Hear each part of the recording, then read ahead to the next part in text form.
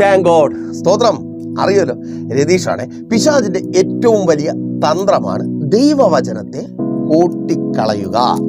അതായത് വിശുദ്ധ വേദപുസ്തകത്തിൽ ദൈവത്തിന്റെ പരിശുദ്ധാത്മാവിനാൽ രേഖപ്പെടുത്തപ്പെട്ടിരിക്കുന്ന വചനങ്ങൾക്ക് പിന്നിൽ ഒരു ഉദ്ദേശമുണ്ട്, ദൈവിക ഉദ്ദേശം തന്നെ. എന്താണ്?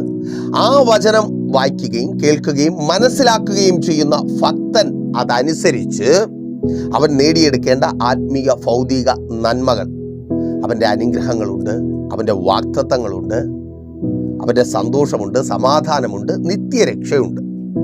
ഇതൊക്കെയും അവൻ മനസ്സിലാക്കി, അവൻ ശരിയായി മനസ്സിലാക്കി പ്രാപിച്ചെടുക്കാതിരിക്കുവാൻ തക്കവണ്ണം പിശാച് വചനത്തെ കോട്ടിക്കളയും. അവന് ശരിയായി മനസ്സിലാക്കുവാൻ കഴിയാത്തൊരു സാഹചര്യം സംജാതമാക്കും. അതെങ്ങനെയെന്ന് ചോദിച്ചാൽ മനുഷ്യരിലൂടെ തന്നെയാണ്, എന്നെപ്പോലുള്ള മനുഷ്യരിലൂടെ തന്നെയാണ് വചനത്തെ പിശാച് കോട്ടിക്കളയുന്നത്. അല്ലാതെ പിശാച് ഒരു ദിവസം രാവിലെ നിങ്ങളുടെ വീട്ടിൻ്റെ വാതിൽക്കൽ വന്ന് കതക് മുട്ടി, എക്സ്ക്യൂസ് മീ, ഞാൻ പിശാചാണ് ഫ്രം ഹെൽ എന്ന് പറഞ്ഞ് ഈ വചനം ഇങ്ങനെയാണ് വായിക്കേണ്ടതെന്ന് പറഞ്ഞാൽ, മനസ്സിലാക്കേണ്ടതെന്ന് പറഞ്ഞാൽ നിങ്ങൾ എന്ത് ചെയ്യും? ചൂലെടുത്ത് പിശാചിനെ ഓടിക്കും. ഓട് പിശാച് എന്ന് പറയും. അപ്പോൾ മനുഷ്യരിലൂടെ നിങ്ങൾ വിശ്വാസമർപ്പിക്കുന്ന ദൈവത്തിൻ്റെ വചനത്തിൽ ആധികാരികമായി തികവുണ്ടെന്ന് പറയുന്ന മനുഷ്യരിലൂടെ ദൈവവചനത്തെ പിശാച് കോട്ടിക്കളയും. ഇപ്പോൾ പഴയ നിയമത്തിലെ പല വാക്യങ്ങളും പുതിയ നിയമ വാക്യങ്ങളുടെ നിഴലാണ്. അതുകൊണ്ട് തന്നെ അത് വ്യാഖ്യാനിക്കുവാൻ ഒരു വ്യാഖ്യാനിയുടെ ആവശ്യമുണ്ട്.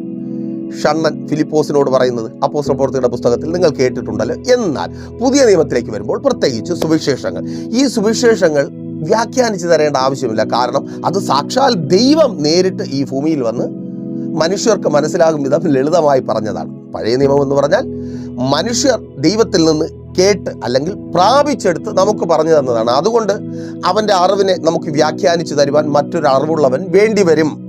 എന്നാൽ സാക്ഷാൽ ദൈവം നമ്മോട് പറഞ്ഞ കാര്യങ്ങൾ നമുക്ക് വ്യാഖ്യാനിച്ചു തരുവാൻ മറ്റൊരുവൻ്റെ ആവശ്യമുണ്ടോ? നിങ്ങളുടെ അപ്പൻ, നിങ്ങളുടെ പ്രിയപ്പെട്ട പിതാവ് നിങ്ങളോട് പറയുന്ന വാക്കുകൾ എന്തിനാ? ഒരു മൂണൽ പോലും അതല്ലേ നിങ്ങൾക്ക് മനസ്സിലാക്കുവാൻ കഴിയും. വേറെ ആരും അത് വ്യാഖ്യാനിച്ചു തരണ്ട. അപ്പൻ്റെ മുഖം പാടിയാൽ, ചിരി മാറിയാൽ മക്കൾക്കറിയാം. പെട്ടെന്ന് ബുക്കെടുക്കും, ബുക്കിൽ തന്നെ നോക്കിയിരിക്കും, കളി കാര്യമാകാൻ പോവുക, അറിയാൻ പറ്റും അല്ലേ? ഇനി ലേഖനങ്ങളിലേക്ക് വന്നേ. ലേഖനങ്ങളിലെ ഓരോ വാക്യങ്ങളും പഴയ നിയമത്തിലെ വാക്യങ്ങളെ പുതിയ നിയമത്തിൽ, അതായത് സുവിശേഷങ്ങളിലെ വാക്യങ്ങൾ കൊണ്ട് വ്യാഖ്യാനിച്ചിട്ടുള്ളതാണ്. നല്ലൊരു വ്യാഖ്യാന പുസ്തകമാണ് ലേഖനങ്ങൾ. നിങ്ങൾ വായിച്ചു നോക്കിയാൽ നിങ്ങൾക്ക് മനസ്സിലാക്കുവാൻ കഴിയും. അപ്പോൾ ഒരു വ്യാഖ്യാനിയുടെ ആവശ്യം ഇവിടെ അവസാനിച്ചു. എന്നാൽ പിശാച് വ്യാഖ്യാനി ഉണ്ടെങ്കിൽ മാത്രമേ നിങ്ങൾക്ക് മനസ്സിലാകൂ എന്ന ഒരു സ്ഥിതി വരുത്തി, മനുഷ്യനാകാം പിശാചാകാം, ആരുടെ ഇഷ്ടത്തിന് അങ്ങനെ ഒരു സ്ഥിതി വന്നു. അതിൻ്റെ ഫലം എന്താ? നമ്മൾ ലളിതമായി മനസ്സിലാക്കേണ്ട വചനങ്ങളെ മനസ്സിലാക്കുവാൻ കഴിയുന്നില്ല. അതിലൂടെ ആ വചനത്തിലൂടെ നാം പ്രാപിച്ചെടുക്കേണ്ട വിടുതലുകളെ നമുക്ക് പ്രാപിച്ചെടുക്കുവാൻ കഴിയുന്നില്ല. അങ്ങനെ ഈ കാലഘട്ടത്തിൽ, ഈ തലമുറയിൽ ഏറ്റവും അധികം തെറ്റിദ്ധരിപ്പിക്കപ്പെട്ട ഒരു വചനമാണ് ഫിലിപ്പിയ സഭയ്ക്ക് അപ്പോസ്തലനായ പൗലോസ് എഴുതിയ ലേഖനം 4-ാം അധ്യായം 19-ാമത്തെ വാക്യം. എൻ്റെ ദൈവമോ നിങ്ങളുടെ ബുദ്ധിമുട്ടൊക്കെയും മഹത്വത്തോടെ തൻ്റെ ധനത്തിനൊത്തവണ്ണം ക്രിസ്തുയേശുവിൽ പൂർണ്ണമായി തീർത്തു തരും. ഈ വചനം കേൾക്കാത്ത വിശ്വാസികൾ കുറവായിരിക്കും. അവിശ്വാസികൾ അല്ലെങ്കിൽ വിശ്വാസികളല്ലാത്തവർ ഇത് കേട്ടിട്ടുണ്ടായിരിക്കത്തില്ല. നിങ്ങൾ ക്ഷമിക്കുക. അപ്പോൾ ഈ വചനം കേൾക്കുമ്പോൾ തന്നെ നമ്മുടെ ഉള്ളിലേക്ക് പെട്ടെന്ന് ഓടി വരുന്ന ഒരു ചിന്ത എന്താ? നമുക്ക് ആദ്യം ഒരു തെറ്റിദ്ധാരണ ഉണ്ടായിരുന്നു. എന്താ? ഈ വചനപ്രകാരം നമ്മുടെ ബുദ്ധിമുട്ടൊക്കെയും കർത്താവായ യേശു ക്രിസ്തു തീർത്തു തരും. ബുദ്ധിമുട്ടെന്ന് പറഞ്ഞാൽ നമുക്ക് എന്തൊക്കെ ആവശ്യങ്ങളാണോ നേടിയെടുക്കുവാൻ കഴിയാതെ നമ്മളായിരിക്കുന്നത്, നമുക്ക് നേടിയെടുക്കേണ്ടതും നേടിയെടുക്കുവാൻ കഴിയാത്തത് കൊണ്ട് ഞെരുക്കവും കഷ്ടതയും ദുഃഖവും അനുഭവിക്കുന്ന ആ ആവശ്യങ്ങൾ കർത്താവായ യേശുവിലൂടെ നിവർത്തിക്കപ്പെടും. ഇതായിരുന്നു ഒരു കാലത്തെ എന്നെ കേൾക്കുന്ന നിങ്ങളിൽ പലരുടെയും തെറ്റിദ്ധാരണ. ശ്രദ്ധിച്ചോളണമേ. എന്നാൽ ആ തെറ്റിദ്ധാരണ ഈ കാലഘട്ടത്തിലെ പ്രശസ്തരായ ഭക്തന്മാർ, അഭിഷിക്തന്മാർ മാറ്റി തന്നു. എങ്ങനെ? ഇതൊരു ആത്മീയ കാര്യമാണ് അല്ലേ, ഇത് ഭൗതികമല്ല, ആത്മീയമാണെന്ന് പറഞ്ഞ് വളരെ ലളിതമായൊരു വചനമാണ്. ആ വചനത്തിൻ്റെ 3 വാക്യം പിന്നിലേക്ക് വായിച്ചാൽ നിങ്ങൾക്ക് തന്നെ കാര്യം മനസ്സിലാകും. നിങ്ങൾ നേരത്തെ ബുദ്ധിമുട്ടൊക്കെയും നിങ്ങളുടെ ആവശ്യം എന്താണോ അത് തീർത്തു തരുവാൻ ദൈവത്തിന് കഴിയുമെന്ന് നിങ്ങൾ ചിന്തിച്ചപ്പോഴല്ല നിങ്ങൾ തെറ്റിദ്ധരിക്കപ്പെട്ടത്. ഇപ്പോൾ ഇതൊരു ആത്മീയ കാര്യമാണ്, ഇത് ഭൗതികമായ വിഷയങ്ങളുമായി ബന്ധപ്പെട്ടതല്ല എന്ന് നിങ്ങൾ ചിന്തിക്കുന്ന ഇപ്പോഴാണ് നിങ്ങൾ തെറ്റിദ്ധരിപ്പിക്കപ്പെട്ടത്. 4-ാം അധ്യായം 15-ാമത്തെ വാക്യം വായിച്ചു നോക്കിയാൽ വ്യക്തമായി മനസ്സിലാക്കുവാനായിട്ട് കഴിയും. അപ്പോസ്തലനായ പൗലോസ് പറയുകയാണ്, മക്കധോനിയയിൽ നിന്ന് ഞങ്ങൾ യാത്ര പുറപ്പെട്ടു. ഞങ്ങളുടെ യാത്രയിൽ ഒത്തിരി സാമ്പത്തികമായ ആവശ്യങ്ങളുണ്ടായി. ആ സാമ്പത്തികമായ ആവശ്യങ്ങളെ തീർക്കുവാൻ മുൻപന്തിയിൽ നിന്നവരാണ് ഫിലിപ്പ് സഭാ വിശ്വാസികളെ. നിങ്ങൾ ഞങ്ങളുടെ സാമ്പത്തികമായ ആവശ്യങ്ങൾ തീർക്കുവാൻ മുൻപന്തിയിൽ നിന്നതുകൊണ്ട് തന്നെ നിങ്ങളുടെ ബുദ്ധിമുട്ടൊക്കെയും ഞങ്ങളുടെ ബുദ്ധിമുട്ട് എങ്ങനെയാണോ നിങ്ങൾ തീർത്തു തന്നത്, അതുപോലെ ദൈവം നിങ്ങളുടെ ബുദ്ധിമുട്ടുകളും നിങ്ങൾക്ക് തീർത്തു തരും.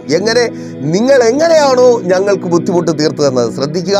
അവരെങ്ങനെയാണ്, ഫിലിപ്പിയിലെ വിശ്വാസികൾ എങ്ങനെയാണ് അപ്പോസ്തലനായ പൗലോസിന്റെ ആ ബുദ്ധിമുട്ട് തീർത്തു കൊടുത്തത്? അവന് സാമ്പത്തികമായി നൽകി തീർത്തു കൊടുത്തു. അത് തന്നെ തിരികെ ദൈവം നൽകുമെന്ന് മറയില്ലാതെ വ്യക്തമായി പറയുന്നു. തെറ്റിദ്ധരിക്കപ്പെടുന്നു. അപ്പോൾ ഇതേക്കുറിച്ചാണ് ദൈവകൃപയിൽ ആശ്രയിച്ച് അല്പമായി നാം ധ്യാനിക്കുവാനായി പോകുന്നത്. ദൈവത്തിൻ്റെ ധനത്തിനൊത്തവണ്ണം ഇന്ന് എന്നെ കേൾക്കുന്ന നിങ്ങളുടെ ബുദ്ധിമുട്ടുകൾ എങ്ങനെയാണ്, ഏത് നിലയിലുള്ള ബുദ്ധിമുട്ടുകളാണ് തീരുവാൻ പോകുന്നത്? അപ്പോൾ വളരെ പ്രാർത്ഥനയോടെ പ്രതീക്ഷയോടെ വചന സന്ദേശത്തിനൊപ്പം വന്നാട്ടെ. ഈ മെസ്സേജ് ഞാൻ ദൈവസേനയിൽ ധ്യാനിക്കുകയും ദൈവത്തിൻ്റെ ആത്മാവിനെ ഒരു ദർശനം കാണിച്ചു. ഒരു അപ്പനും മകനും ഒരു വലിയ ഷോപ്പിംഗ് മാളിൽ നിൽക്കുകയാണ്. അപ്പോൾ അപ്പൻ ഓരോരോ കടകളിൽ കയറുന്നു, വേണ്ട സാധനങ്ങൾ വാങ്ങുന്നു. എന്നിട്ട് പകരമായി തൻ്റെ കയ്യിലിരിക്കുന്ന ഒരു കാർഡ് കൊടുക്കുന്നു. അപ്പോൾ മകൻ ഇങ്ങനെ കൗതുകത്തോടെ നോക്കുന്നു. അപ്പൻ ആദ്യം ചെരുപ്പ് കടയിൽ കയറി ചെരുപ്പ് വാങ്ങി, കാർഡ് കൊടുത്തു. അടുത്ത കടയിൽ കയറി തുണി വാങ്ങി, കാർഡ് കൊടുത്തു. ഇങ്ങനെ ഓരോരോ കടകളും കയറുന്നു. അവിടെയെല്ലാം പല പല സാധനങ്ങൾ അപ്പൻ വാങ്ങുന്നുണ്ട്. പക്ഷേ കൊടുക്കുന്നതൊക്കെ ഈ കാർഡാണ്. കുറച്ചായപ്പോൾ കുഞ്ഞിന് സംശയമായി. കുഞ്ഞപ്പനോട് ചോദിച്ചു, മറച്ചു വയ്ക്കാതെ തന്നെ, അപ്പാ നമ്മൾ പല പല സാധനങ്ങൾ വാങ്ങിച്ചല്ലോ, വാങ്ങിച്ചു പോനെ. അപ്പോൾ അപ്പം വിചാരിച്ചു ഇവൻ ആവശ്യമുള്ള എന്തോ ചോദിക്കുകയാണെന്ന്.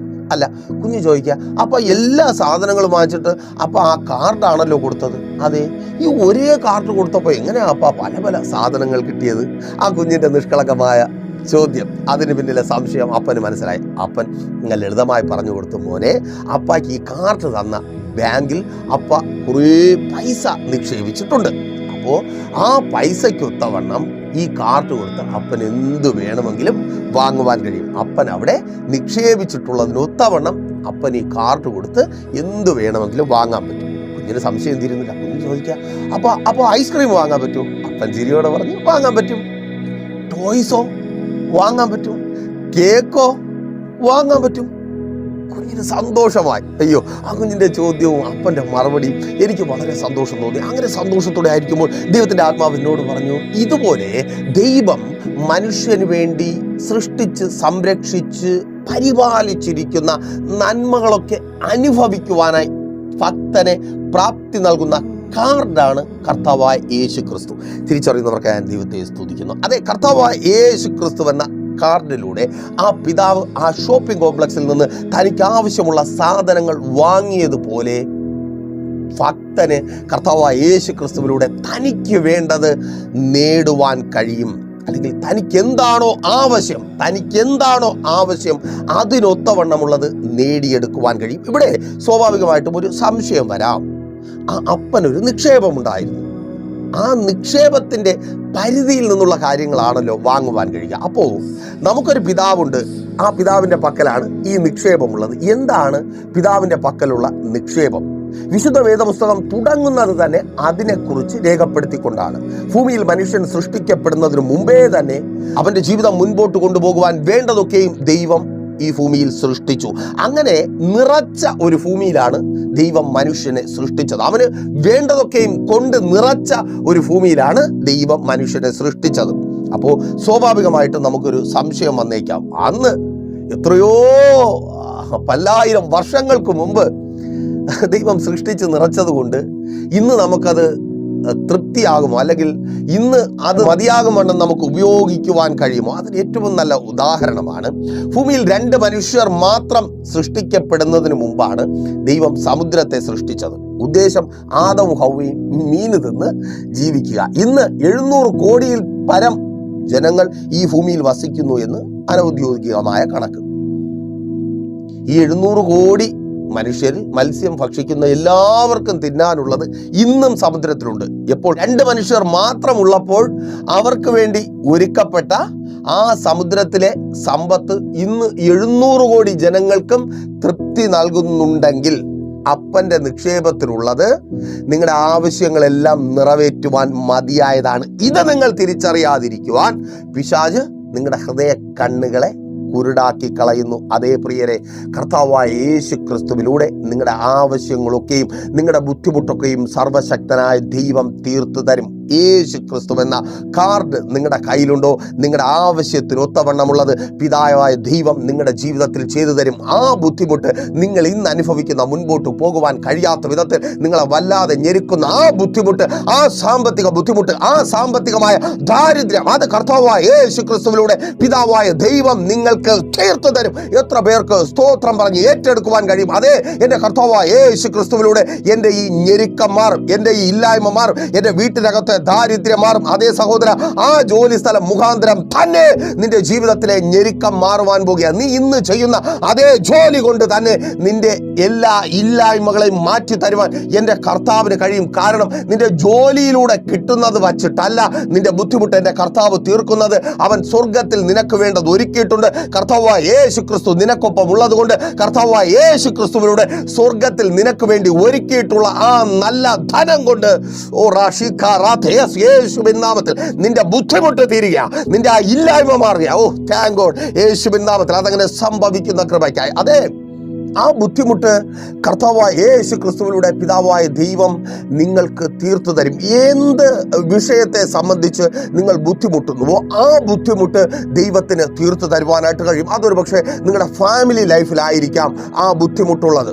മുൻപോട്ട് കൊണ്ടുപോകുവാൻ കഴിയാത്ത വിധത്തിൽ കുടുംബജീവിതം വല്ലാതെ തകർക്കപ്പെട്ടുകൊണ്ടിരിക്കുകയായിരിക്കാം. ബുദ്ധിമുട്ടാണ്, ഇനി അധികമൊന്നും മുൻപോട്ട് പോകത്തില്ല. അതിലെ സഹോദരി, നിന്റെ ചിന്ത, സഹോദര, നീയും അതല്ലേ മനസ്സിലാക്കിയിരിക്കുന്നത്? ഇനി അധിക കാലം ഇത് മുൻപോട്ട് പോകത്തില്ല, ഈ വണ്ടി ഇനി അധിക കാലം ഓടത്തില്ല. തള്ളി തള്ളി ഒരു വിധത്തിൽ ഇവിടം വരെ കൊണ്ടുചെന്ന് എത്തിച്ചു ദൈവദാസരെ. ഇനി പറ്റത്തില്ല. എന്നോട് മാത്രമല്ല, മറ്റു പലരോടും നിങ്ങൾ പറഞ്ഞു. രണ്ടുപേരും തീരുമാനിച്ചു എങ്ങനെയെങ്കിലും ആ ബുദ്ധിമുട്ട്, ആ കുടുംബജീവിതം സന്തോഷകരമായി സമാധാനകരമായി മുൻപോട്ട് പോകുവാൻ കഴിയാത്ത വിധത്തിൽ അവിടെ വെളിപ്പെട്ട് നിൽക്കുന്ന ആ ബുദ്ധിമുട്ട് തീർത്തു തരുവാൻ കർത്താവായ യേശു ക്രിസ്തുവിലൂടെ പിതാവായ ദൈവത്തിന് കഴിയും. യേശു നിങ്ങൾക്കൊപ്പമുണ്ടോ? ആ ബുദ്ധിമുട്ട് തീരുക. നിങ്ങളുടെ കുടുംബജീവിതത്തെ മുൻപോട്ട് കൊണ്ടുപോകുവാൻ കഴിയാത്ത വിധത്തിൽ അതിനെ തകർത്ത് കളയുന്ന ആ ബുദ്ധിമുട്ട് യേശുവിൻ നാമത്തിൽ ഇപ്പോൾ തീരുക. ആ ദാരിദ്ര്യം തീരുക. ആ തകർച്ചയ്ക്ക് കാരണമായൊരു ദാരിദ്ര്യമുണ്ട്. ഇല്ലായ്മ, സ്നേഹമില്ലായ്മ, പരസ്പര വിശ്വാസമില്ലായ്മ. സ്തോത്രം, അതാ വിഷയം. പരസ്പര വിശ്വാസമില്ല. ഭാര്യയ്ക്ക് ഭർത്താവിന് വിശ്വാസമില്ല, ഭർത്താവിന് ഭാര്യയെ വിശ്വാസമില്ല. എല്ലാ കാര്യത്തിലും സംശയമാണ്. സ്നേഹം മരിച്ചുപോയി, സംശയം വന്നു, സ്നേഹത്തെ കൊന്നു. ഫലമെന്താണ്? തള്ളിയിട്ടും കുടുംബജീവിതം എന്ന വണ്ടി മുൻപോട്ട് പോകുന്നില്ല. അങ്ങനെ സ്റ്റക്കായി നിൽക്കുകയാണ്. പൊളിച്ചാക്രിക്ക് കൊടുത്തിട്ട് കിട്ടുന്നത് വാങ്ങിച്ചു പോകാമെന്ന രീതിയിലാണ്. അതെ, ആ കുടുംബ കോടതിയിലെ കൊണ്ടുപോയി പൊളിച്ച വിറ്റ് ഉള്ള നഷ്ടപരിഹാരവും വാങ്ങി പോകാമെന്ന് ചിന്തിച്ചായിരിക്കുക. സഹോദരി, നിന്നോടാ വിശ്വസിക്കാൻ കഴിയുന്നുണ്ടോ? അത് സ്മൂത്തായിട്ട് ഓടിത്തുടങ്ങും. യേശുവിൻ നാമത്തിൽ നിന്റെ കുടുംബജീവിതം തകർന്നു പോയെന്ന് നീ വിലപിക്കുന്ന, നഷ്ടപ്പെട്ടു പോയല്ലോ എന്നോർത്ത് നീ കരയുന്ന നിന്റെ കുടുംബജീവിതത്തെ മുൻപോട്ട് നയിക്കുവാൻ എൻ്റെ കർത്താവിന് കഴിയും. കർത്താവായ യേശു ക്രിസ്തുവിലൂടെ പിതാവായ ദൈവം നിന്റെ കുടുംബജീവിതത്തെ വീണ്ടും പണിതെടുക്കുക.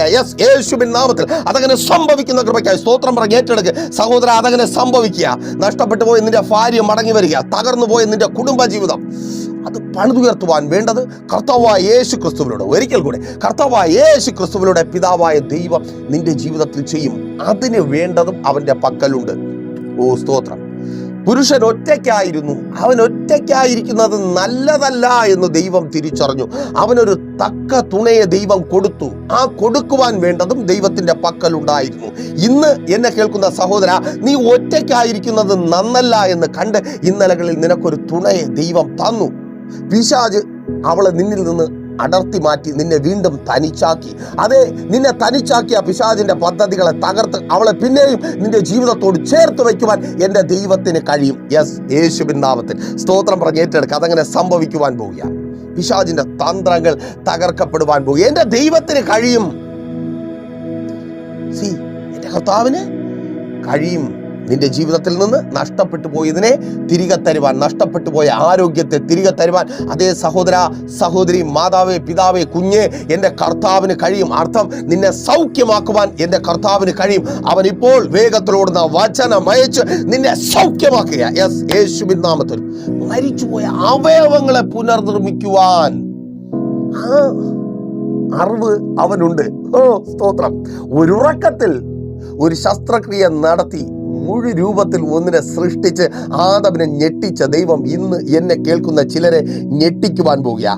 ആ മരിച്ചുകൊണ്ടിരിക്കുന്ന അവയവത്തെ അല്ല, പ്രവർത്തനം നിർത്തിയ അവയവത്തെ പുനർസൃഷ്ടിച്ച് പുനർനിർമ്മിച്ച് അതേ സഹോദര, സഹോദരി, മാതാവേ, പിതാവേ, നിന്നെ ഞെട്ടിക്കുവാൻ പോകുക, നിന്നെ അത്ഭുതപ്പെടുത്തുവാൻ പോകുക. യേശുവിൻ നാമത്തിൽ അത്ഭുതപ്പെടുവാൻ തയ്യാറായിക്കോ. അതങ്ങനെ സംഭവിക്കുന്ന കൃപയ്ക്കായി. എന്റെ ദൈവത്തിന് കഴിയുമെന്നേ. ആ കഴിവിനെ കുറിച്ച് ആ വേദപുസ്തകം മുഴുവൻ എഴുതി നിറച്ചിരിക്കുന്നത്. എന്റെ ദൈവത്തിന്റെ പ്രാപ്തിയെ കുറിച്ച്. അവന് കഴിയും. യെസ്, അവന് കഴിയും. നിന്റെ തലമുറകളെ നീ ആഗ്രഹിക്കുന്ന നിലയിൽ പുറത്തു കൊണ്ടുവരുവാൻ എൻ്റെ കർത്താവിന് കഴിയും. അവർക്ക് വേണ്ടത് ചെയ്തു കൊടുക്കുവാൻ എൻ്റെ കർത്താവിന് കഴിയും. അതൊരു പക്ഷേ നിനക്ക് കഴിയാത്ത കാര്യമായിരിക്കാം, നീ കൊടുത്ത അവരുടെ വിദ്യാഭ്യാസത്തിന് കഴിയാത്ത കാര്യമായിരിക്കാം, അവർ ഈ ലോകത്തിൽ നിന്ന് ആർജിച്ചെടുത്ത അവരുടെ അറിവിന് കഴിയാത്ത കാര്യമായിരിക്കാം. എന്നാൽ എൻ്റെ ദൈവത്തിന് കഴിയും. എങ്ങനെ? നിന്നിലുള്ള കർത്താവായ യേശു ക്രിസ്തുവിലൂടെ. അതെ, അവർക്ക് വിശ്വാസമില്ലല്ലോ ദൈവദാസനെ, അവർ ലോകപ്രകാരം ജീവിക്കുകയാണല്ലോ. അവരോടല്ല, നിന്നോട് എൻ്റെ ദൈവത്തിനൊരു കമ്മിറ്റ്മെൻ്റ് ഉണ്ട്. ആ കൊച്ചെ ഐസ്ക്രീം തിന്നാൻ പോകുന്നതേ അവൻ അധ്വാനിച്ച് ബാങ്കിൽ പൈസ ഇട്ടിരിക്കുന്നത് കൊണ്ടല്ല, അവൻ്റെ അപ്പൻ സമ്പാദിച്ചത് ബാങ്കിലുള്ളത് കൊണ്ട്. ആ അപ്പൻ്റെ കയ്യിലുള്ള കാർഡ് അത് വർക്കിംഗ് ആവുന്നത് കൊണ്ട് ആ കുഞ്ഞ് ഐസ്ക്രീം തിന്നും. യെസ്, യേശുവിൻ നാമത്തിൽ നിന്റെ മക്കൾ പിതാവായ ദൈവത്തിന്റെ പക്കലുള്ള നന്മ അനുഭവിക്കുവാൻ പോകും. നിന്റെ പക്കൽ കർത്താവായ യേശു ക്രിസ്തു ഉള്ളത് കൊണ്ട് യേശുവിൻ നാമത്തിൽ കർത്താവായ യേശു ക്രിസ്തുവിലൂടെ നിന്റെ ആഗ്രഹം പോലെ നിന്റെ മക്കൾ അനുഗ്രഹിക്കപ്പെടുക. അമ്മേൻ. ആ രാജ്യത്ത് അവർക്ക് വഴി തുറക്കപ്പെടുക. ഓ സ്തോത്രം. ആ രാജ്യത്ത് അവർ നന്മ അനുഭവിക്കുവാൻ പോകുക. സ്തോത്രം. Thank God. അവർ ആഗ്രഹിക്കുന്ന ആ ജോലി മേഖലകളിലേക്ക് അവർ പ്രവേശിക്കുവാൻ പോവുക. അവരുടെ ക്വാളിഫിക്കേഷൻ ഒന്നും അതിന് പര്യാപ്തമായിരിക്കത്തില്ല. എന്നാൽ എൻ്റെ അപ്പന് കഴിയും, എൻ്റെ ദൈവത്തിന് കഴിയും. സ്തോത്രം. കർത്താവായ യേശു ക്രിസ്തുവിലൂടെ. ആമേൻ. കർത്താവായ യേശു ക്രിസ്തുവിലൂടെ എൻ്റെ ദൈവത്തിന് കഴിയും. നിന്റെ തലമുറകൾക്ക് നീ ആഗ്രഹിക്കുന്ന ആ ഭാവി ഒരുക്കി തരുവാൻ അവർ വെല്ലുവിളിക്കുന്നുണ്ട്. അത് വേണ്ട, ഇതാണ് ഇഷ്ടം. ആ ഇഷ്ടം നടക്കത്തില്ല. യെസ്, യേശുവിൻ നാമത്തിൽ സഹോദരി, നിന്നോടുള്ള ദൂത പ്രവചനാത്മാവിൽ വിളിച്ചു പറയുക. ആ ഇഷ്ടം നിന്നെ കരയിപ്പിക്കുന്ന, നിന്റെ തലമുറയുടെ ഭാവി ദുരിതമാക്കി തീർക്കുമെന്ന് നിന്നെ ഭയപ്പെടുത്തുന്ന നിന്റെ തലമുറയുടെ ആ ഇഷ്ടം, നിന്റെ തലമുറകളുടെ ആ ഇഷ്ടം, അത് നടക്കത്തില്ല. യെസ്, യേശുവിൻ നാമത്തിൽ അതങ്ങനെ സംഭവിക്കുന്ന കൃപയ്ക്കായി. യെസ്, നിന്റെ ഇഷ്ടം എങ്ങനെ നടക്കും ദൈവദാസനെ? കർത്താവായ യേശു ക്രിസ്തുവിലൂടെ പിതാവായ ദൈവം അത് നിന്റെ തലമുറകളുടെ ജീവിതത്തിൽ നിവർത്തിച്ചു തരും. അയ്യോ, അവരിന്നായിരിക്കുന്ന അവസ്ഥ. അപ്പോ ദൈവദാസനെ, ഇങ്ങനെ പറയുന്നത് കേൾക്കുമ്പോൾ പോലും പേടിയാവുക. അത്രമാത്രം മോശപ്പെട്ട അവസ്ഥയിലാണ് അവർ. അത്രമാത്രം അവർ കുഴപ്പക്കാരാ. നിങ്ങൾക്കറിയാമോ ദൈവദാസനെ, അവർ ദൈവത്തെ തള്ളിപ്പറയും. അതുമാത്രമല്ല, പള്ളിയിൽ വരുന്നില്ല മാത്രമല്ല, പ്രാർത്ഥനയെ കുറ്റം പറയുന്നു മാത്രമല്ല, അവർ മദ്യപിക്കുന്നു, അവർ പുകവലിക്കുന്നു, മോശം കൂട്ടുകെട്ടുകളിലായിരിക്കുന്നു. അയ്യോ, അവരുടെ സ്വഭാവം അത് മോശമാ ദൈവദാസനെ. പിന്നെ എങ്ങനെ ദൈവം ആ കുഞ്ഞിന്റെ സ്വഭാവം നോക്കിയിട്ടല്ലെന്നേ. ഓ, തിരിച്ചറിയുന്നവർക്കായി ദൈവത്തെ സ്തുതിക്കുന്നു. ആ കാർഡിനെ ആ കാർഡ് വാലിഡാ. കുഞ്ഞിന്റെ സ്വഭാവം നോക്കിയിട്ടല്ല, അപ്പൻ നിക്ഷേപിച്ചിട്ടുള്ള നിക്ഷേപത്തിൽ ഒത്തവണ്ണമുള്ളത് ആ കാർഡിലൂടെ കിട്ടും. കുഞ്ഞിന്റെ സ്വഭാവം നോക്കിയിട്ടല്ല. നീ പ്രാർത്ഥിച്ച പ്രാർത്ഥനയുടെ ഫലം നിന്റെ മക്കൾ അനുഭവിക്കുവാൻ പോകുക. യെസ്, യേശുവിൻ നാമത്തിൽ അവരായിരിക്കുന്ന ആ നാറ്റം വെച്ച അവസ്ഥയിൽ നിന്ന്, പിടിക്കപ്പെട്ട അവസ്ഥയിൽ നിന്ന് അവരെ പുറത്തു കൊണ്ടുവന്ന് എൻ്റെ കർത്താവ് നിന്നെ അനുഗ്രഹിക്കുവാൻ പോകുക. നിന്റെ തലമുറകളെ അനുഗ്രഹിക്കുവാൻ പോകുക. ഓ താങ്ക് ഗോഡ്, യേശുവിൻ നാമത്തിൽ. ആമേൻ. അതുകൊണ്ട് ഭയപ്പെടേണ്ട, നിന്റെ പ്രാർത്ഥനയ്ക്ക് മറുപടിയുണ്ട്. ഓ സ്തോത്രം. നീ മക്കൾക്ക് വേണ്ടി കരഞ്ഞ കണ്ണുനീരിനെ അത് കാണാതെ പോയാൽ കളി മാറിയില്ലേ? ദൈവം അനീതിയുള്ള ന്യായാധിപതിയായില്ലേ? അവൻ അനീതിയുള്ളവനല്ല, അവൻ നീതിമാനാണ്. അവൻ നീതിമാനാണ്. അവൻ നീതിമാനാണ്. അതേ, ആ ബാധ്യതയിൽ നിന്ന് നിന്നെ പുറത്തു കൊണ്ടുവരുവാൻ വേണ്ടതിൻ്റെ കർത്താവിൻ്റെ പക്കലുണ്ട്.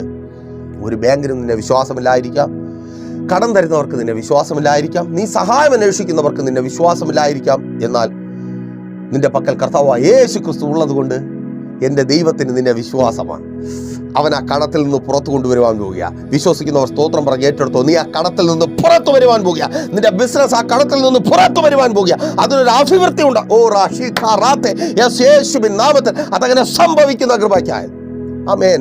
അപ്പോ നിനക്ക് വേണ്ടത്, നിന്റെ ബുദ്ധിമുട്ട് തീരുവാൻ വേണ്ടത് എൻ്റെ കർത്താവ് തരും. അപ്പോൾ ഇവിടെ പറഞ്ഞിരിക്കുന്ന ഈ യേശുവിൻ്റെ ധനം അല്ലെങ്കിൽ സമ്പന്നത അതെന്താണ്?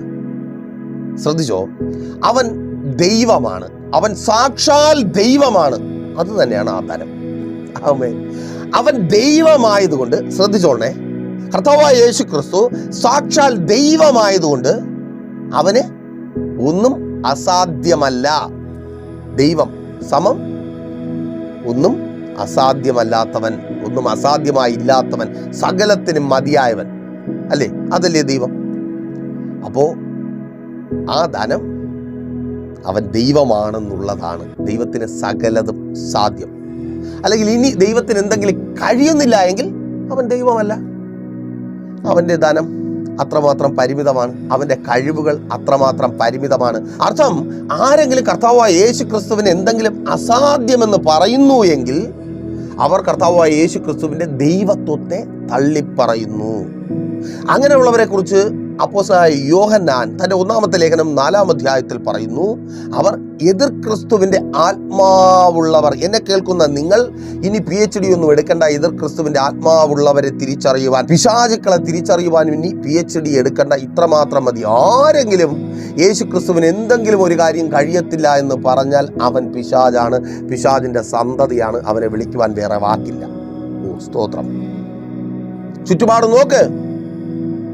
നിങ്ങളുടെ ജീവിതത്തിൽ നിങ്ങൾ ആവശ്യഭാരത്തോടെ ആയിരിക്കുന്ന ഒരു വിഷയത്തിന്, അതേതുമാകട്ടെ, ഒരുപക്ഷെ നിങ്ങളുടെ കടമായിരിക്കാം, നിങ്ങളുടെ കുടുംബജീവിതത്തിലെ പ്രശ്നമായിരിക്കാം, നിങ്ങളുടെ തലമുറകളുടെ വിഷയമായിരിക്കാം, നിങ്ങളെ ബാധിച്ചിരിക്കുന്ന രോഗമായിരിക്കാം, എന്ത് തന്നെ ആയാലും അതിന് പരിഹാരം തരുവാൻ യേശുവിന് കഴിയത്തില്ല എന്ന് ആരെങ്കിലും പറഞ്ഞാൽ മുഖത്ത് നോക്കി പറയുവാൻ നിങ്ങൾക്ക് കഴിയണം, നീ എതിർ ക്രിസ്തുവിൻ്റെ ആത്മാവുള്ളവൻ. കാരണം നീ യേശു ക്രിസ്തുവിൻ്റെ ദൈവത്വത്തെ തള്ളി പറഞ്ഞിരിക്കുന്നു.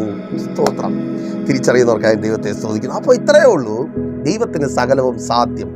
ആ ധനം, ആ സമ്പന്നത, അത് തന്നെയാണ് കർത്താവായ യേശു ക്രിസ്തുവിലൂടെ പിതാവായ ദൈവത്തിൽ നിന്ന് നമ്മിലേക്ക്, ഭക്തനിലേക്ക്, യേശുവുള്ളവൻ ഭക്തൻ, അവൻ്റെ ജീവിതത്തിലേക്ക് വന്ന് ചേരുവാൻ പോകുന്നത്. അപ്പോൾ നോക്കിയേ, ഇങ്ങനെയല്ലേ വേദപുസ്തകം ദൈവത്തെ നമുക്ക് പരിചയപ്പെടുത്തി തരുന്നത്, അല്ലെങ്കിൽ കർത്താവായ യേശു ക്രിസ്തുവിനെ നമുക്ക് പരിചയപ്പെടുത്തി തരുന്നത്. ലൂക്കോസിന്റെ സുവിശേഷം 5-ാം അധ്യായം വായിക്കുമ്പോൾ അവിടെ നാം ഒത്തിരി ചിന്തിച്ചിട്ടുള്ള ആ ഭാഗത്തിൽ ഇങ്ങനെ കാണുവാനായിട്ട് കഴിയും. പത്രോസ് ദരിദ്രനായി ഒരു രാത്രിയിൽ കടലിലായിരിക്കുന്നു. അവൻ്റെ ദാരിദ്ര്യത്തിന് കാരണം അവൻ്റെ വലയിലൊന്നും കയറിയില്ല. കർത്താവായ യേശു ക്രിസ്തു അവിടെ കടന്നു വരുന്നു. കർത്താവായ യേശു ക്രിസ്തു പറഞ്ഞില്ല, ഇത് ഭൗതികമായ കാര്യമാണ്, നിന്റെ ഭൗതികമായ കാര്യത്തിൽ ഇടപെടുവാൻ എനിക്ക് താല്പര്യമില്ല, സ്വർഗത്തിൽ വെച്ച് നമുക്ക് കാണാം എന്ന് പറഞ്ഞിരുന്നുവെങ്കിൽ സ്വർഗത്തിൽ വെച്ച് കാണാം യേശുവേ എന്ന് പറഞ്ഞ് പത്രോസ് അവന് ടാറ്റ കൊടുത്തേനെ. കർത്താവായ യേശു ക്രിസ്തു അങ്ങനെ സ്വർഗത്തിൽ വെച്ച് കാണാമെന്ന് പറഞ്ഞില്ല. പകരമോ അവൻ്റെ ദാരിദ്ര്യത്തെ മാറ്റി. അതേ, വല നിറയുവോളം. ഓ റാഷിഖാറാത്തെ. യെസ്, യേശുവിൻ നാമത്തിൽ എന്നെ കേൾക്കുന്ന പ്രിയരെ, നിങ്ങളുടെ ആവശ്യത്തിന് ഒത്തവണ്ണമുള്ളത് അതിലധികമായി തന്ന് നിങ്ങളെ തൃപ്തിപ്പെടുത്തുവാൻ എൻ്റെ കർത്താവിന് കഴിയും. വിശ്വസിക്കുവാൻ നിങ്ങൾ തയ്യാറാകുമെങ്കിൽ ആ ശൂന്യത മാറുക. യെസ്, യേശുവിൻ നാമത്തിൽ ആ ഇല്ലായ്മ മാറുക. എത്ര ജോലി ചെയ്തിട്ടും എത്ര അധ്വാനിച്ചിട്ടും നന്മ മിച്ചമില്ല, ബാധ്യതയിൽ നിന്ന് പുറത്തു വരുവാൻ കഴിയുന്നില്ല, ആഗ്രഹങ്ങൾ പിന്നെയും പെൻഡിങ്ങിലാണ്, ഭവനത്തിന്റെ പണി പകുതി വഴിയിലാണ്, വാടക വീട്ടിലാണ്. അയ്യോ, ആ അവസ്ഥയ്ക്ക് മാറ്റം വരുവാൻ പോകുക യേശുവിൻ നാമത്തിൽ. ചില വലകൾ നിറയുന്ന കൃപയ്ക്കായി ആ വല നിറച്ചു തരുവാൻ, നിന്റെ ഇല്ലായ്മയെ മാറ്റി തരുവാൻ എൻ്റെ കർത്താവിന് കഴിയും. ഗലീല കടലിൽ അതവൻ തെളിയിച്ചതാണ്. ഇന്ന് എന്നെ കേൾക്കുന്ന വിശ്വസിക്കുന്ന ചിലരുടെ ജീവിതത്തിൽ അത് ചെയ്ത് പിശാചിനെ അവൻ ഇളിഫ്യനാക്കി മാറ്റുവാൻ പോകുക. ഓ താങ്ക് ഗോഡ്. ആ കടത്തിൽ നിന്ന്, അതെ അത് കടവാ, ഇല്ലാതെ അവൻ പോയാൽ കടവല്ലേ. ജോലി ചെയ്തു, ശമ്പളം കിട്ടിയില്ല, ഇല്ല പോട്ടെ, ജോലി ഇല്ലായിരുന്നു, നിങ്ങൾക്ക് ജീവിക്കണ്ടേ, അപ്പോൾ നിങ്ങൾ കടക്കാരനാവുന്നില്ലേ, കടം വാങ്ങേണ്ടി വരും. അത് കടമാ. ആ കടത്തെയാണ് കർത്താവായ യേശു ക്രിസ്തു പത്രോസിന് നീക്കി കൊടുത്തത്. അതേ, ആ കടത്തെ മാറ്റുവാനുള്ളത്, നിങ്ങളുടെ ആ കടത്തെ മാറ്റുവാനുള്ളത്, ആ ദാരിദ്ര്യത്തെ ഇല്ലായ്മ ചെയ്യുവാനുള്ളത് കർത്താവായ യേശു ക്രിസ്തുവിൻ്റെ പക്കലുണ്ട്. പിതാവായ ദൈവത്തിൽ നിന്ന് യേശു ക്രിസ്തുവിലൂടെ അത് നിങ്ങളുടെ ജീവിതത്തിലേക്ക് വരുവാൻ പോകും. ഒരു ട്രാൻസ്ഫർ നടക്കുക. യെസ്, യേശുവിൻ നാമത്തിൽ നിറവിൻ്റെ ഒരു ട്രാൻസ്ഫർ വിശ്വസിക്കുന്നവർ ഏറ്റെടുത്ത് പ്രാർത്ഥിച്ചോ. ആ അക്കൗണ്ടിൽ അത് പ്രതിഫലിക്കുവാൻ പോകുക, ഡിജിറ്റുകളായി. യെസ്, ആ പൂജ്യങ്ങൾ മാറി അവിടെ അക്കങ്ങൾ വരുവാൻ പോകുക യേശുവിൻ നാമത്തിൽ. അതങ്ങനെ സംഭവിക്കുന്ന കൃപയ്ക്കായി ദൂതാണ്. ഏറ്റെടുത്ത് പ്രാർത്ഥിക്കുന്നവർ സാക്ഷ്യം വിളിച്ചറിയിച്ചോളും. ആമേൻ. തുടർന്ന് നോക്കിയേ, മർക്കോസിന്റെ സുവിശേഷം 1-30 വാക്യം വായിക്കുമ്പോൾ ഒരു അടുക്കളയിൽ വലിയ പ്രശ്നമാണ്. ആ അടുക്കളയിൽ കാര്യങ്ങൾ ക്രമപ്പെടുത്തേണ്ട, ആ വീട്ടിൽ വരുന്നവർക്ക് ശുശ്രൂഷ ചെയ്യേണ്ട ഒരു സ്ത്രീ അവിടെ പത്രോസിന്റെ അമ്മായിയമ്മ എന്ന് രേഖപ്പെടുത്തിയിരിക്കുന്നു. അവൾ പനി പിടിച്ചു കിടക്കുകയാണ്. കർത്താവായ യേശു ക്രിസ്തു അവളെ സൗഖ്യമാക്കുന്നു. 1, രോഗസൗഖ്യം. 2, ആ അടുക്കളയിലെ കാര്യങ്ങൾ ക്രമപ്പെടുത്തുവാൻ തക്കവണ്ണം അവളെ പ്രാപ്തയാക്കി തീർക്കുന്നു. ചിലർ കേൾക്കുന്നുണ്ട്, വീട്ടിനകത്തെ കാര്യങ്ങൾ ക്രമപ്പെടുത്തുവാൻ കഴിയാത്തത് കൊണ്ട് നിരാശയോടെ, വേദനയോടെ, ഭാരത്തോടെ ആയിരിക്കുന്നവർ. അതിന് കാരണം ആ രോഗമാണ്. അതല്ലേ മാതാവേ? നിന്റെ വീട്ടിലെ കാര്യങ്ങൾ ചെയ്യുവാൻ കഴിയുന്നില്ല, മക്കളെ നോക്കുവാൻ കഴിയുന്നില്ല, ഭർത്താവിന് വേണ്ടത് അതെ, ആ രോഗം ഇപ്പോൾ വിട്ടുമാറുക, സൗഖ്യമാകാം. ഓ താങ്ക് ഗോഡ്. നീ കുടുംബകാര്യങ്ങൾ ക്രമപ്പെടുത്തി സന്തോഷത്തോടെ നിന്റെ ഭർത്താവിനൊപ്പം ജീവിക്കുവാൻ പോകുക. രാവിലെ എഴുന്നേറ്റ് മക്കൾക്ക് ആഹാരം വെച്ച് കൊടുക്കുവാൻ പോകുക. ആ സന്തോഷം നീ അനുഭവിക്കുവാൻ പോകുക. ഓ താങ്ക് ഗോഡ്. അതങ്ങനെ സംഭവിക്കുന്ന കൃപയ്ക്കായി. അവിടുത്തെ പ്രശ്നം അതായിരുന്നു. അടുക്കളയിൽ വലിയ പ്രശ്നമായിരുന്നു. അതിന് യേശു പരിഹാരം വരുത്തി. ആമേൻ. എൻ്റെ കർത്താവിൻ്റെ പക്കലുണ്ടെന്നേ, നിന്റെ ബുദ്ധിമുട്ട് എന്താണോ അത് തീർത്തു തരുവാൻ വേണ്ടി ഉള്ളത്. അപ്പോൾ പ്രിയരെ, പിശാച് പല നിലകളിൽ വചനത്തെ കൂട്ടിക്കളയും. നിങ്ങൾ മനസ്സിലാക്കണമെന്ന് ദൈവം ആഗ്രഹിക്കുന്നു. നിങ്ങൾ മനസ്സിലാക്കാതിരിക്കുവാൻ വേണ്ടി ചെയ്യേണ്ടതെല്ലാം ചെയ്യും. വീണു പോകരുത്, പിശാചിൻ്റെ തന്ത്രങ്ങളിൽ കുടുങ്ങിപ്പോകരുത്. നിങ്ങളുടെ ഈ ലോകത്തിലെ എന്താവശ്യവും നിവർത്തിച്ചു തരുവാൻ ദൈവത്തിന് കഴിയും. അപ്പോൾ അതിനായി ദൈവം നിങ്ങളെ ഒരുക്കട്ടെ. മെസ്സേജ് നിങ്ങൾക്ക് അനുഗ്രഹമായെന്ന് കരുതുന്നു. അനുഗ്രഹമായെങ്കിൽ എന്ത് ചെയ്യും? നിങ്ങൾ അറിയുന്ന ഒത്തിരി പേരെ ഈ പ്രോഗ്രാമിലേക്ക് കൂട്ടിവരുത്തുക. അതുപോലെ തന്നെ എല്ലാ ദിവസങ്ങളിലും ഈ മെസ്സേജുകൾ നിങ്ങൾക്ക് അവൈലബിൾ ആണ്. പ്രൈസർ ഫാമിലി ഗ്ലോബൽ എന്ന ഞങ്ങളുടെ യൂട്യൂബ് ചാനലിൽ, അല്ലെങ്കിൽ www.pcfg.in എന്ന ഞങ്ങളുടെ വെബ്സൈറ്റ് സന്ദർശിച്ചുകൊണ്ട് എല്ലാ ദിവസങ്ങളിലും ഈ മെസ്സേജുകൾ കേൾക്കാം. ഞങ്ങളുടെ മധ്യസ്ഥ പ്രാർത്ഥനകൾ പങ്കുചേരാം. നിങ്ങൾക്ക് ആത്മീയമായി വളരുവാനും ആ കാർഡ്, യേശു എന്ന കാർഡ് കയ്യിൽ വെച്ച് നിങ്ങൾക്ക് ആവശ്യമുള്ളത് പിതാവായ ദൈവത്തിൽ നിന്ന് പ്രാപിക്കുവാനും അത് അവസരമൊരുക്കും. അതുപോലെ തന്നെ ഈ മെസ്സേജുകൾ നിങ്ങളിലേക്ക് എത്തുവാൻ കാരണമായിരിക്കുന്നത് പ്രൈസർ ഫാമിലി കുടുംബാംഗങ്ങളുടെ പ്രാർത്ഥനയും കരുതലുമാണ്. നിങ്ങൾക്കും അതിന് അവസരമുണ്ട്. ഒത്തിരി പേരിലേക്ക്, നിങ്ങളെപ്പോലെ തകർന്ന, ബുദ്ധിമുട്ട് അനുഭവിക്കുന്ന, നിരാശ അനുഭവിക്കുന്ന ഒത്തിരി പേരിലേക്ക് ഈ മെസ്സേജുകൾ എത്തിക്കുവാൻ നിങ്ങൾക്കും അവസരമുണ്ട്. താല്പര്യമുള്ളവർ കോൺടാക്ട് ചെയ്യുക, നിങ്ങളുടെ പ്രാർത്ഥനാ വിഷയങ്ങൾ അറിയിക്കുക. നമുക്ക് ഒരുമിച്ച് പ്രാർത്ഥിക്കാം. കർത്താവ് നിങ്ങളുടെ ഇല്ലായ്മകളെ തീർക്കും. ബുദ്ധിമുട്ടൊക്കെയും തൻ്റെ ധനത്തിനൊത്തവണ്ണം, നിങ്ങളുടെ ധനത്തിനൊത്തവണ്ണമല്ല. 5 മീൻ കൊടുത്തെന്നല്ല പറഞ്ഞത്, വല കീറുവോളം പത്രോസിന് കൊടുത്തവൻ നിങ്ങൾക്കും ധാരാളമായി നൽകും. കണ്ണടച്ചോ പ്രാർത്ഥിക്കാം. വിശ്വസ്ത കർത്താവേ, നല്ല ദൈവമേ, അനുഗ്രഹീതവും പ്രശാന്തവുമായിരിക്കുന്ന നല്ല സമയം അടിയൊപ്പമായിരിക്കുന്ന ഈ ജനത്തെ അങ്ങയുടെ കരങ്ങളിൽ ഏൽപ്പിച്ച് പ്രാർത്ഥിക്കുന്നു. ഇവരിൽ രോഗികളായിരിക്കുന്നവർ യേശുവിൻ നാമത്തിൽ ഇപ്പോൾ സൗഖ്യമാകട്ടെ. സകല രോഗബന്ധനവും വിട്ടുമാറട്ടെ. യേശുവിൻ നാമത്തിൽ അവയവങ്ങളുടെ മേൽ വ്യാപരിക്കുന്ന രോഗങ്ങൾ സൗഖ്യമാകട്ടെ. ജന്മനാലുള്ള രോഗങ്ങൾ വിട്ടുമാറട്ടെ. വാർദ്ധക്യ സഹജമായ രോഗങ്ങൾ വിട്ടുമാറട്ടെ. ഉണങ്ങാത്ത വ്രണങ്ങൾ ഉണങ്ങട്ടെ. യെസ്, യേശുവിൻ നാമത്തിൽ. എഴുന്നേറ്റ് നടക്കുവാൻ കഴിയാത്ത വിധത്തിൽ വടിയിൽ ആശ്രയിക്കുന്നവർ, ഊന്നുവടിയിൽ ആശ്രയിക്കുന്നവർ ആ വടിയില്ലാതെ നടക്കട്ടെ. യെസ്, എല്ലാ കടം മാറട്ടെ, ദാരിദ്ര്യം മാറട്ടെ, കൊടുത്തു തീർക്കുവാൻ തക്കവണ്ണം വഴികൾ തുറക്കപ്പെടട്ടെ. ആ പലിശക്കടങ്ങൾ മാറട്ടെ. ജപ്തി നോട്ടീസുകൾക്ക് മുമ്പിൽ പകച്ചായിരിക്കുന്നവർ യേശുവിൻ നാമത്തിൽ വഴികൾ തുറക്കപ്പെടട്ടെ. എല്ലാ ഇല്ലായ്മകളും മാറിപ്പോകട്ടെ. കുടുംബജീവിതങ്ങൾ അനുഗ്രഹമായി തീരട്ടെ. ഡിവോഴ്സുകൾ മാറട്ടെ. ഭാര്യ മടങ്ങി വരട്ടെ. ഭർത്താവ് മടങ്ങി വരട്ടെ. മദ്യപാന, വ്യഭിചാര, വെറുക്കൂത്തുകൾ വിട്ടുമാറട്ടെ. തൊഴിലിടങ്ങൾ അനുഗ്രഹമായി തീരട്ടെ. പുതിയ ജോലികൾ ലഭിക്കട്ടെ. ജോലി സാഹചര്യങ്ങൾ അനുകൂലമായി തീരട്ടെ. രാജ്യങ്ങളുടെ വാതിലുകൾ തുറക്കപ്പെടട്ടെ. വിസ പ്രോബ്ലങ്ങൾ മാറട്ടെ.